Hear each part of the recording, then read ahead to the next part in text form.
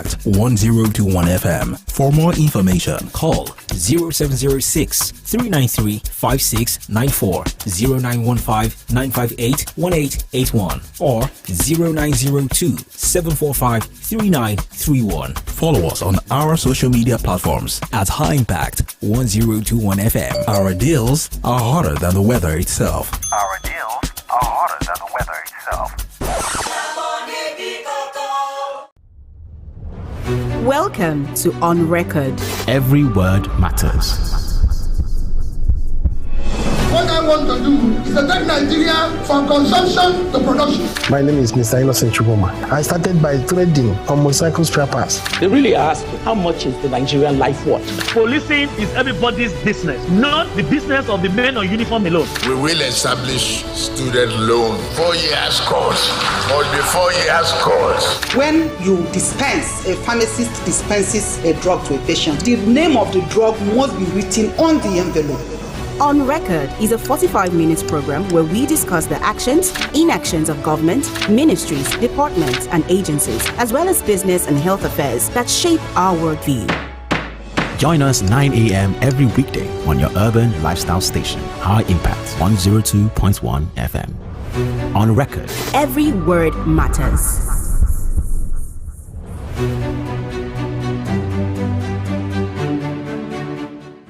Welcome once again to On Record, where every word matters. Like I said earlier on, our focus today is on the off-cycle governorship elections in Bayelsa, Imo, and Kogi states from the security perspective and sundry issues.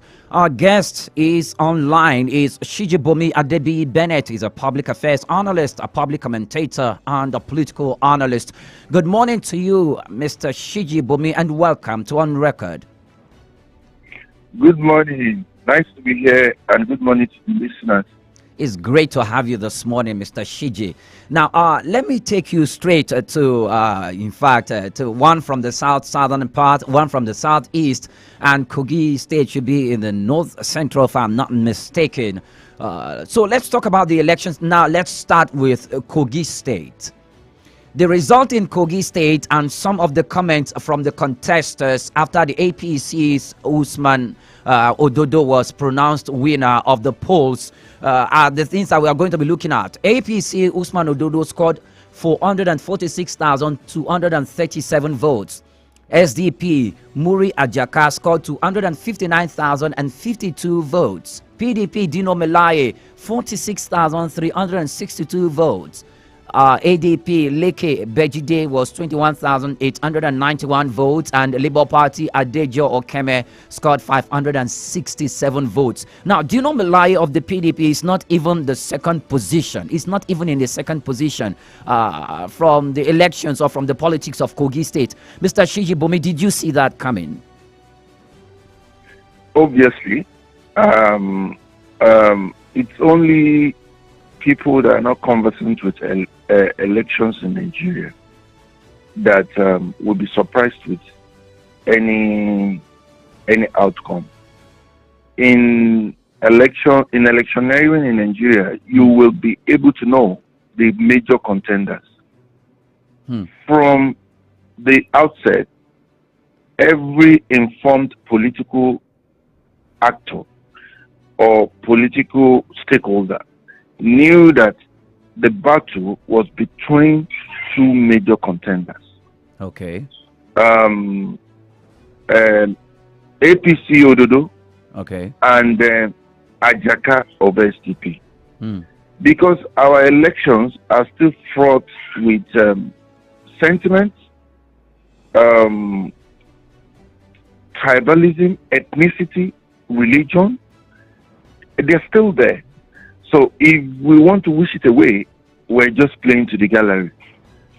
The difference is always in the major cities, and we saw it also in the last election. That's the last general election. Okay. The difference always plays out in the capital cities, and in the like Lagos, like Abuja.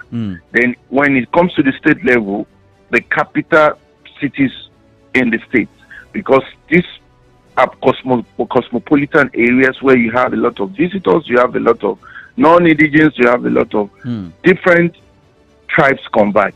But when you go to the hinterland, when you live outside the capital, people there still, let me say, play along the adage or the sentiment which says, "To thy camp, O Israel." Okay. So everybody still, and if you look at Ajaka, is from the major from the major tribe in Kogi. The Igala are yes, they are the major tribes. Allegedly, they're like 45%. Then we have the Okuns, which is the Yoruba and the Igbiras. Okay. Ododo is of the Igbira extraction. Then we have Begide and Dino Melaye that are of the Okun extraction. Okay. Dino Melaye could not even win his local government. Don't forget that the present deputy governor is from Dino Melaye's extraction. Okay. Onoja. Oh. Faleke is very popular, and he is representing Lagos, Ikeja, federal constituency. He's also from there. He used to be a deputy gubernatorial candidate to the man that won but died in the process, Audu. Oh, yes. So these are people that shared the votes with Dino Melaye in his own Okun extract, which is like, I think, 5 or 6 local governments as well. Okay. Now we in his own enclave. Okay. Yes. So if Ododo is the only Igbira from out of all the contestants. Yes. So the central, Lokoja, Okene, and all the other places, it's obviously going to go for him. The difference is just being Lokoja, which is like which is cosmopolitan and like everybody's land. Okay. I see. But when we go to the other local government, he's going to have it in his kitty. Then when you have people also contending with each other of Okun extraction, another from the list of their from all the their local governments. So we have Begide, and we have not even talked about the smaller parties as well. We still have people from the smaller parties that are still going, even if they're not going to win a ward, at least they will win the polling units. I see. So these are the factors. I see. But the Ajaka, who is of Igala extraction, because of the population of that of the people from that are Igala, it was if not for structure, because structure also still matters. Of the SDP, it would have been easier for him. And don't forget that a minister of that extraction was also picked to make it difficult for him. That's the son of the former governor, who again we contested and died in the process. That's Audu. His son is a current minister. So those are the different factors that shaped this election, not undermining or overlooking the fact that there were allegedly fraught irregularities. Yes. But we're just saying, from permutations and computations, you could see where the pendulum will swing. Thank you very much. Now, I want us to, be a little bit more fast, because there are so many questions I want you to attend to, and I don't think we have enough time to really accommodate all those. Now, let's leave Kogi State. In Imo State, the electoral body affirmed Hope Uzodima's re-election, having won with 540,008 votes in all 27 local government areas of the state. What did you think Hope Uzodima did to pull this feat off? It doesn't look like he was going to do a thing like this, or like something like this is going to happen, because there was strong opposition coming from Labour Party and even from PDP. But when we looked at the result, the margin was so wide that it even looks like if they take it to court, it's just going to be an exercise in futility. The challenge we have in Nigeria is we pay too much attention to noise.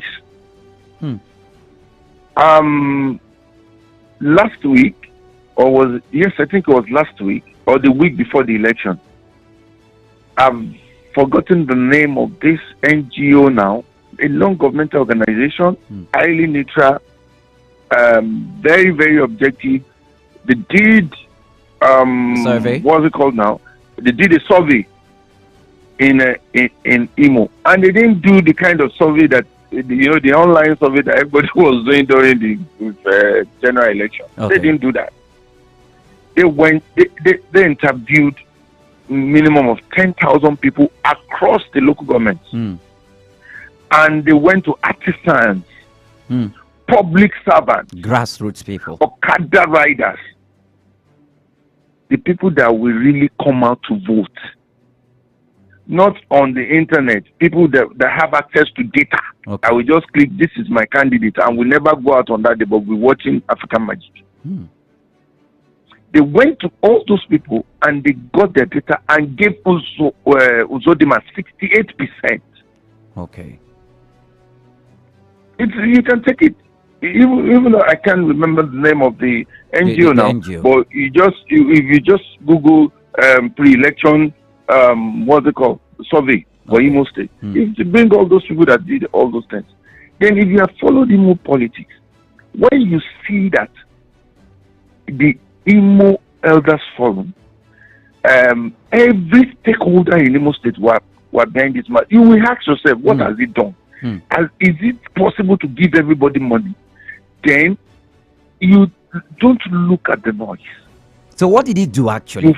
We're interested to know what he did. Empowerment of the youth. Empowerment of the youth. Okay. There was a story like a few weeks ago where he said he was going to send people, youths out of Nigeria, maybe 400 or 4,000 youths, I can't remember. And even one of the twins of this music duo, P-Square, had to react on it with a tweet that every country wants to put their youths together to develop their nation, and you are planning to send your youths out. That may be very, very correct.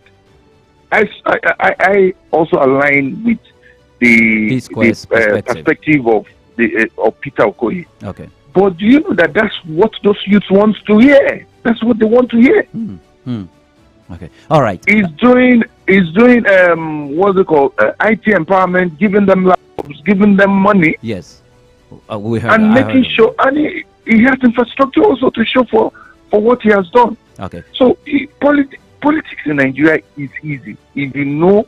If you have state money and you know how to deploy it. Thank you very much, Mr. Shiji. Now, lastly, before we start taking in general conversations on security and the intrigues that went through across these three states. In Bayelsa State, Diri is leading, but Mr. Timi Perez Silva has proved that it's not just a pushover as coalition is built to continue today, at the end of which INEC will tell us who will finally emerge. However, at the mention of Bayelsa State and the off-cycle election, the issue of violence, stares us in the face, as one PDP supporter was alleged was reported to have been killed, and INEC official adopted, even though finally released. Now, I didn't see Mr. Timi Perez Silva, trying to hold Mr. Diri, to a stalemate or putting him in that corner where INEC would have to stay coalition because of the turnout of voters. What came to your mind? What's your perspective on that?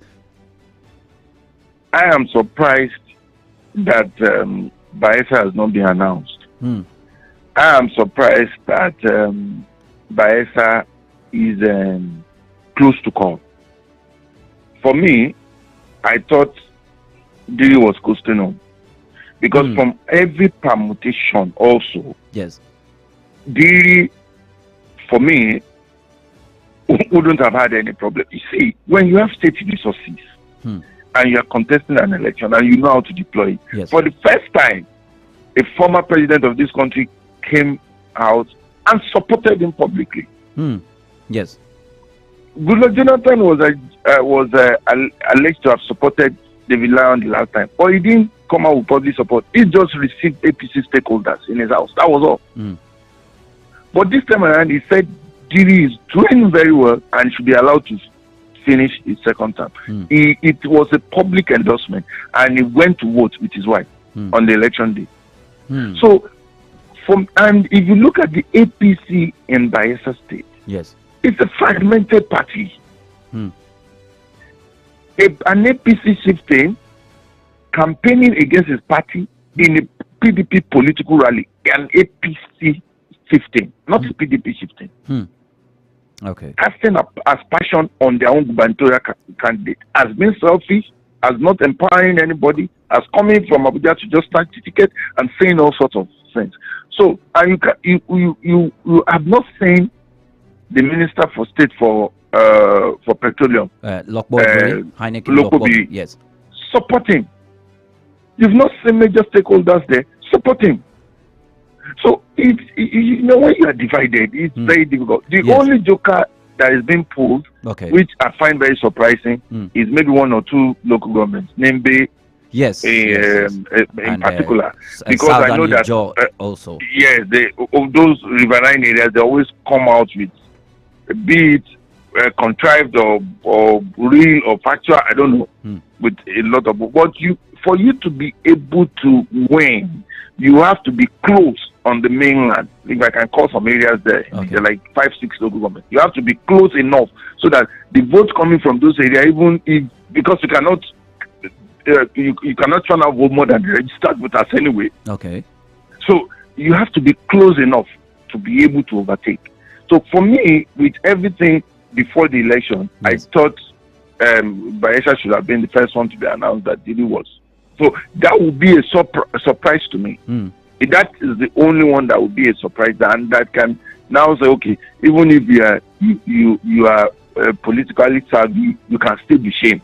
Okay. All right. Thank you very much, Mr. Shiji Bumi. Now, let's get off for a break at the moment. And now, when we come back, we will be looking at other, issues that, must have had one or two influence in the way voters came out to vote and what they are voting for, the strength that INEC actually put into this election to get the output that we are seeing now. And yet it is not perfect, that we want to see how we can suggest, or from your perspective, give another perspective to how INEC could have done things better. Now, we're off for a break. Chijibomi, please stay on the line. When we are back, we'll delve into part 2 of our conversation, where we're touching other core issues with regards to the election. It's on record where every word matters. Do stay with us. Welcome to On Record. Every word matters. What I want to do is to take Nigeria from consumption to production. My name is Mr. Innocent Chugoma. I started by trading on motorcycle spare parts. They really ask, how much is the Nigerian life worth? Policing is everybody's business, not the business of the men on uniform alone. We will establish student loan 4 years course. Must be 4 years course. When you dispense, a pharmacist dispenses a drug to a patient, the name of the drug must be written on the envelope. On Record is a 45-minute program where we discuss the actions, inactions of government, ministries, departments, and agencies, as well as business and health affairs that shape our worldview. Join us 9 a.m. every weekday on your urban lifestyle station, High Impact 102.1 FM. On Record. Every word matters. Put a touch of class and finesse on your brand by advertising with us at High Impact 1021 FM. For more information, call 0706 393 5694, 0915 958 1881, or 0902 745 3931. Follow us on our social media platforms at High Impact 1021 FM. Our deals are hotter than the weather itself. Our deals are hotter than the weather itself.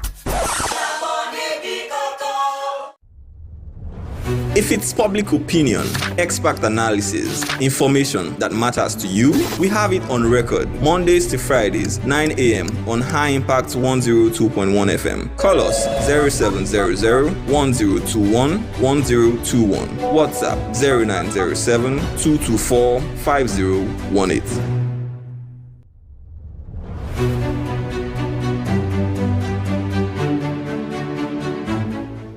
Welcome back. Many thanks for joining us on the program. It's on record where every word matters. My conversation this morning has been off-cycle governorship elections in Bayelsa, Imo, and Kogi states. My guest this morning has been Shijibomi Adebi Bennett, who is a political affairs analyst and a political commentator and a political analyst. We've been talking about this off-season elections and giving peculiar analysis within each state, in Imo State, in Kogi State, and in Bayelsa State. So Mr. Shiji is still on the line, is on the phone. We are speaking via phone this morning. However, let me open the phone lines for you to call in to the program to weigh in or give your own perspective or ask any question you would like to ask. The line to call is 0700 1021 1021. That is 0700 1021 1021. If you can't get through, you can send a WhatsApp message to our WhatsApp line on 0907 224 5018 0907 224 5018. It's on record where every word matters. Good morning once again to you, Mr. Shiji, and thanks for joining us on the program this morning. Thank you for having me. You're very much welcome. Now, let's look at it from this perspective. What, in your view, were the most defining factors that made the recent off-cycle governorship elections in the three states, particularly very, very intriguing, that we should take cognizance of? Yes, I think it's like, well, let me say, a sequel, or like something that has to do with the continuation of the last general elections. Okay. So each party is trying to build and rebuild from the failures or the success or successes, as the case may be, of the last election. Now, when a new government comes in, it's easier to quickly rebuild. Like it's a new administration of Bola Ahmed Tinubu. Yes. If in 2027, when Bola Ahmed Tinubu will have spent 4 years, it will be much more difficult for any party to wrest power, because APC will have been more stabilized from the center. You can see now that the president is not involved in any of the gubernatorial campaigns, because what Nigerians want to see is not politicking. It's things they want to say things that will better their lives because of the precarious economic situation we have found ourselves. So the president cannot afford to leave governance to politics. So, but the vice president and the APC party leader is doing that. Now, then when it comes to the state level, when a regime is being changed from one to the other, it's easier to wrest power from the ruling party than when the person is going for second term. Because the only, let me say, advantage Kogi has is the fact that the governor, who normally does himself as the white lion, was able to make sure that there is unity in that fold. The deputy governor who contested the primaries remained in the party and campaigned vigorously for Ododo. That's Mr. Onoja.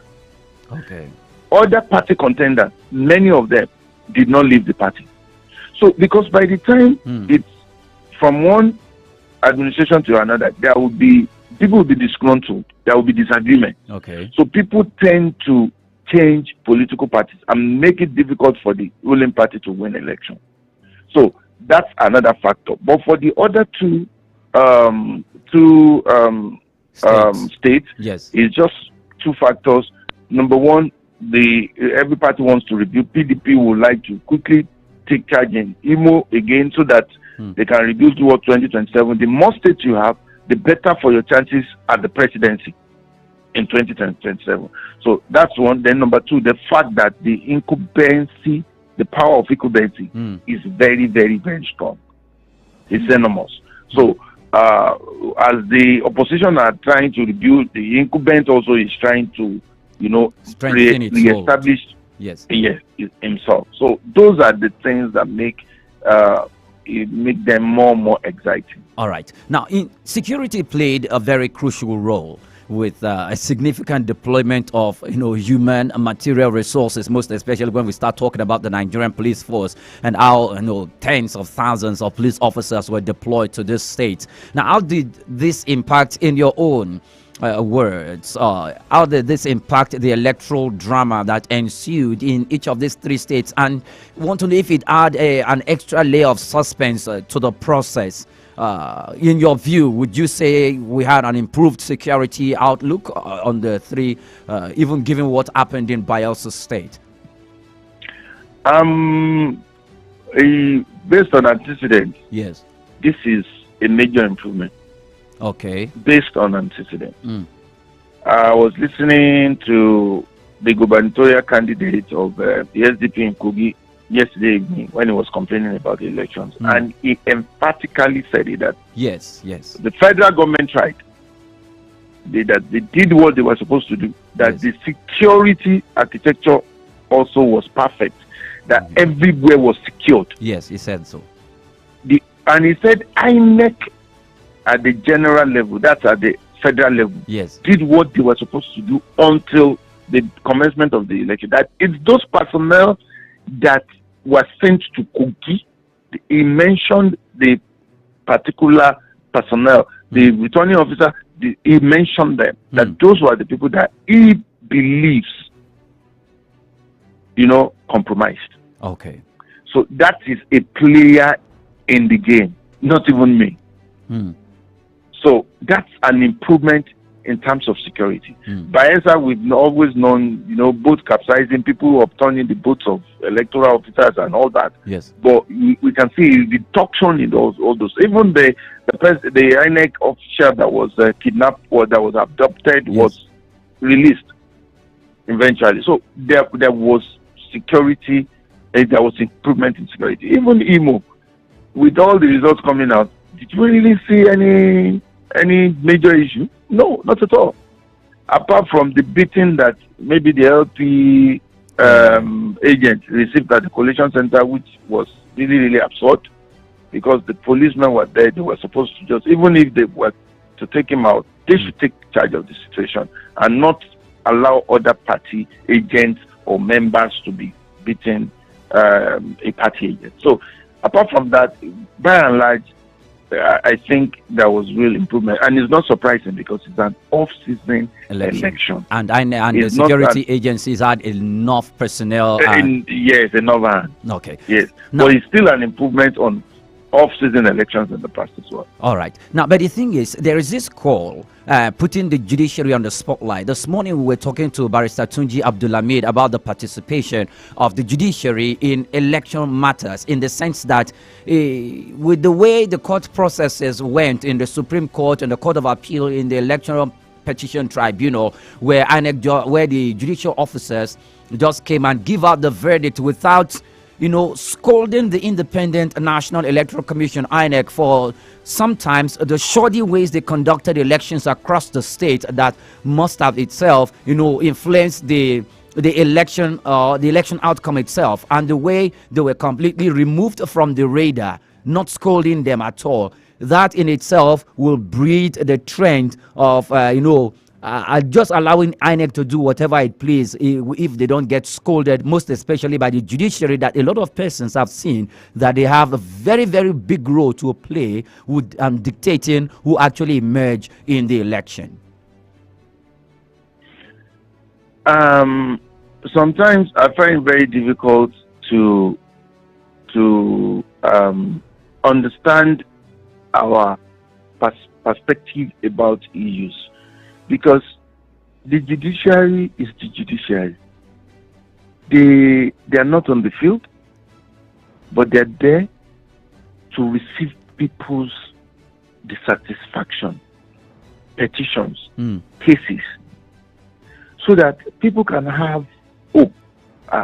Even if I've been cheated on the field, there is somewhere else I can go, so that we don't just the whole situation does not degenerate into chaos. So sometimes, and most times, they have saved our democracy. And there is nothing in my own perspective. Well, not everybody will share that perspective that the judiciary has saved our democracy. People will always not be objective, especially when their bahas has not been met. Let me just use it. Let me state it like that. But INEC has a responsibility. Most times they fail, but substantially we've had improvement. Maybe because I've witnessed elections from 1999 and I've been involved in elections from 1999. Okay. Maybe as a stakeholder or as an observer. Because I knew what happened in 1999. I knew what happened in 2003. Even in 2007, at the Supreme Court, it was 4-3. Former President Goodluck Jonathan still said it last week. That if one of the four had said that election was not supposed to stand, then we'll have had off-season election for even the presidency. It was close. So many times the judiciary has been there. And if the case you bring to the judiciary, look at what happened in the case of Natasha. They could see clearly that some votes were not taken into account. And some that were overvoting, they removed and everything was done. Natasha was returned. Please, if I may butt in here, Mr. Shiji, so sorry about this. Now, the thing is, can't the judiciary hold INEC in generally, not just in these off-season elections that we are talking about, generally that, look, you didn't come to the polling units 8 a.m. you were expected to be there and for voting to commence, but you didn't come there 8 a.m. You came 12 p.m. and still round up at 4 p.m. Now, they didn't score in things like that. INEC will not be called to order. In issues where ballot papers are being tipexed and some figures cancelled and new ones written, when such is presented to the court doesn't seem to take any substantial position that can bring some level of confidence to the electorate or to people out there whose eyes are on the electorate to play the role of God there. We don't see issues like that. So that's the part where if something like that happened, the judiciary can say, oh, this paper, why is it tipexed? Why do we have this result cancelled and new ones written? So they don't question such issues, and it causes for lots of concern. Yes. Now, it's a developing democracy, and Rome was not built in a day. And if you can remember very well, INEC officers have been arrested and convicted in this country. So, like the scenario that you have mentioned now, one INEC officer is even maybe returning officer or INEC commissioner. Yes. The one in Taraba is even on the run now, if you know. Mr. Yunus Ari. Yes. So most times, what the judiciary does is to look at the intent, the motive. Okay. We are in a country of different factors affecting so many things.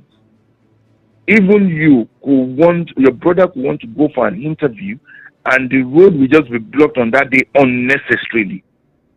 So if the intent is not premeditated manipulation, like you have to go on a ferry, you have to go through, there is a breakdown, then, and the election still went as it was supposed to. And in this country, we've seen elections all till night because it started late. It still happened in Osun, and the APC took it to the court that they finished voting at 9, which was not supposed to be, and there was overvoting, and in Ede, that was why the election should be cancelled. Was it cancelled? No, because they looked at the fact of the case. Okay, thank you very much. Thank you. Now, Mr. Shiji, I just have two more. I have two more questions for you, and we'll tend to just cover those two questions in just 3 minutes. I just hope you can do that. I really hope you can do that. I will try. Okay. Now, Nigeria has seen its own share of electoral challenges. Do you think with these recent elections have worked towards rebuilding public confidence in the country's electoral system? Yes, we will keep moving. when we want to discuss elections, let's just be objective with the result. Elections have irregularities. No election is perfect. But have they conformed substantially with electoral laws? If we have the 65-70%, we move on. We do reforms. Okay. We do policies. 4 years is not forever. It's not a monarchy. We will improve every cycle. Right. And we'll weed out the bad people. All right. But lastly, the last question I want to put across to you is this. Do Nigerians vote politicians irrespective of political affiliation based on their performance, based on the integrity of the politician, or based on the fact that the politician contesting for such position is vision driven, or the activities of that politician, they could see transparent dealings in that politician and the respect for human rights, which is very important? Or do Nigerians just go to do they just choose politicians based on parameters that are contrary to these ones I just mentioned? As of today, it's still about sentiment. It's still about sentiment. Yes. Religious, majorly religious, tribal, and money. So that's the major. Those are the major factors that shape our decisions for now. We are evolving. Things are getting better. It wasn't as it used to be, and we can't detach ourselves from our tradition and our backgrounds. So there are so many. We can't get there today. I can't go there today because it's a long topic on its own. Okay. There are so many adages in our different dialects that tells you that no matter how bad your child is still your child. You don't go to look for another person's child. Yes. So there are so many mentality, many mindset that we have to change. Okay. And until we get there, it's a process. The last election showed that people could, especially exposed youth, educated youth, informed youth, could go beyond those sentiments. Yes. Little by little, we're getting there. All right. Like I said, Rome was not built in a day. We will get there. All right. Thank you so much, Mr. Shijibomi Adebiyi Bennett, a political analyst, a political commentator, a public commentator, and a public affairs analyst. It's been a great moment having this robust conversation with you, looking at the off-cycle governorship elections in Bayelsa, Imo, and Kogi states, and your perspectives are quite very, very deep and incisive. Thank you so much for your time with us this morning on record. I appreciate the opportunity. Thank you. And this is where we draw the curtain on record this morning. I am Onye Priye Krumale. Do have yourself a splendid week ahead.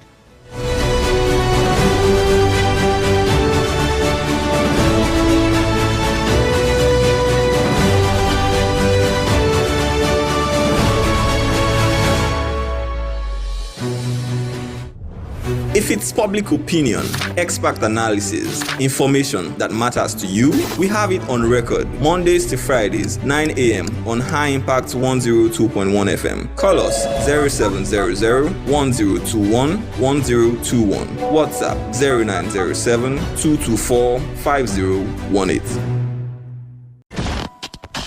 Put a touch of class and finesse on your brand by advertising with us at High Impact 1021 FM. For more information, call 0706 393 5694, 0915 958 1881, or 0902